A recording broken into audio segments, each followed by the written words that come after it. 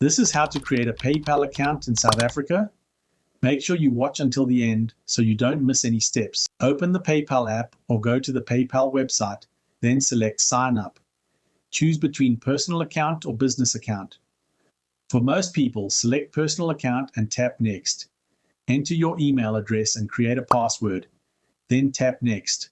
Fill in your first name, last name, date of birth, nationality, address, and mobile number. When done, select Agree and Create Account. Go to your email inbox, open the email from PayPal, and tap Confirm Email Address. Log back in, go to Wallet, and select Link a Card. Enter your debit or credit card details and tap Link Card.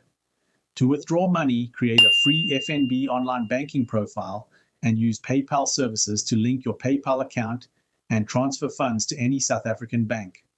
And that's it. Your PayPal account is now set up and ready to use. Don't forget to like and subscribe for more quick South African banking guides.